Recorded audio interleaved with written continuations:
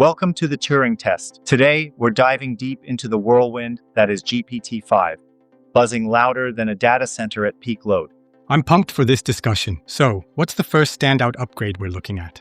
Well, first off, GPT-5 boasts advanced reasoning and long-term context handling, which basically means it can follow multi-step instructions and keep track of conversation threads across hundreds of turns. Yeah, kind of like having a memory that doesn't fade halfway through your story, right?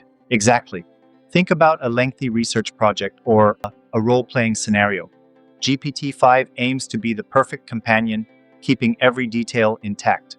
That's phenomenal, but doesn't that bring up some concerns regarding privacy? Recording so much, even if it's opt-in, is like giving away a treasure trove of data. Absolutely. It's a double-edged sword. On one hand, this context memory is a game changer. On the other, it raises the question of where to draw the line with personal data. Privacy must be prioritized even as we leap forward in capability, right? Definitely. And speaking of leaps, the second upgrade is multimodal capabilities. GPT-5 can now handle text and images simultaneously.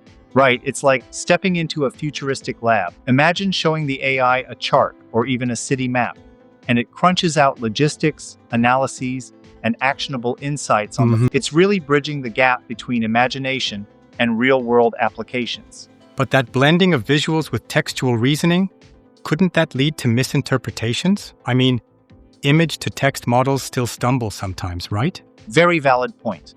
Even though it's a huge step forward, there's the risk of image interpretation bias, where a minor glitch in understanding a diagram might cascade into a larger error. Right. Ensuring accuracy across modalities is no small feat.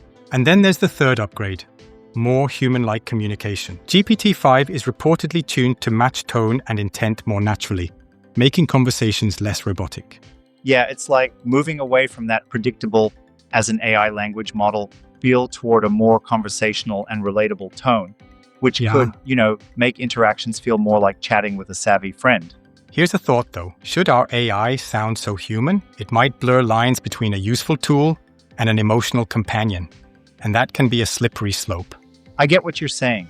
It's a delicate balance. On one side, natural conversation boosts usability, but too much humanization might lead people to form emotional bonds that complicate decisions. It's something society still needs to navigate carefully. Right on. Now fourth is improved accuracy and reliability. GPT-5 promises to reduce those infamous hallucinations. Exactly. GPT-4's hallucinations were like that friend who'd recount a tall tale with complete confidence, even if it was entirely fabricated. With GPT-5, the focus is on better factual grounding to build trust, which is critical, especially when accurate data is a must. Though, as you pointed out earlier, reduced does not mean eliminated. There's still the issue of overconfidence, like a poker player bluffing with a straight face. True, and that's a fair challenge to consider. Even with increased accuracy, the AI can sometimes present information with unwavering certainty, despite uncertainties creeping in. And that's where human oversight remains vital. And finally, we hit the powerhouse upgrade, tool integration. GPT-5 isn't just talking, it's acting in real time. Precisely. It's like having a Swiss Army knife of capabilities, browsing, coding, analyzing data, generating images, all in a single session. Imagine telling it to create a website, fill in market charts, and even design a logo. That's next-level integration. It's like merging an analyst, a developer, and a designer all in one. That's powerful, but it also poses big questions about accountability. If the AI runs a piece of code that malfunctions or pulls in faulty data, who bears the responsibility? Exactly my thought.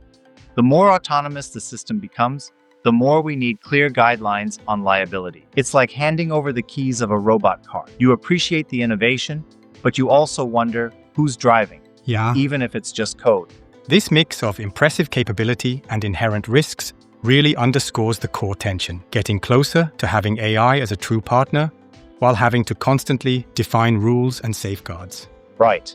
It's like we're curating a new digital social contract. The advances are thrilling, yet they also demand that we rethink our privacy, accountability, and how we connect with technology on a personal level. It's a balancing act between innovation and ethics. I also think about how, as these systems become smarter and more integrated, public sentiment can shift rapidly. People might lean into these tools for everyday assistance, but also back away when emotional bonds blur lines.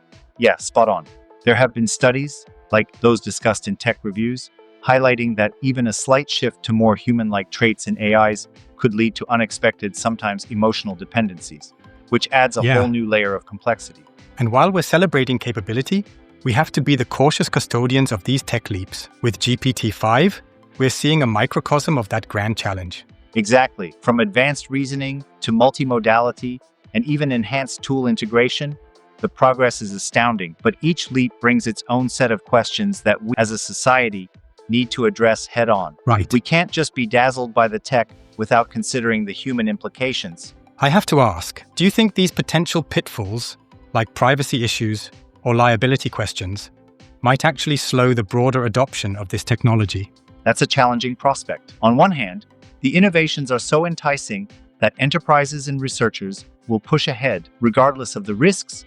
On the other, regulatory bodies might step in to enforce stricter guidelines, which could slow things down. It's a classic case of innovation versus regulation.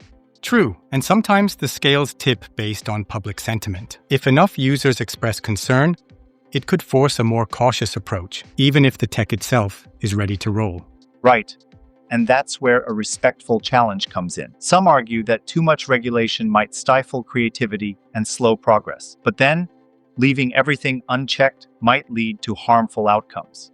It's a delicate equilibrium. We need to find that sweet spot. Well said. Balancing freedom and safety isn't easy. But with GPT-5, it seems more essential than ever. And in the end, GPT-5 is a clear sign that AI isn't slowing down. It's evolving in leaps and bounds. Every upgrade, from context handling to tool integration, is a step into an exciting but complicated future. It really keeps us on our toes. Absolutely. The coming year will be less about, can it do this? And more about, how do we make sure we're ready for it?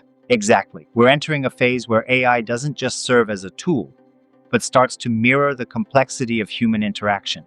And that's both thrilling and a bit daunting. It's a fascinating time to be involved in technology. And that's why discussions like these are so important, helping us all to navigate these changes, understand the benefits, and weigh the risks. For sure. As GPT-5 flexes its muscles, we, as users and creators, have a responsibility to guide its integration into our lives with clear eyes and thoughtful questions. Here's to navigating the future together, one deep dive at a time. Couldn't have put it better myself. Thanks for the deep dive. Until next time, keep questioning and exploring.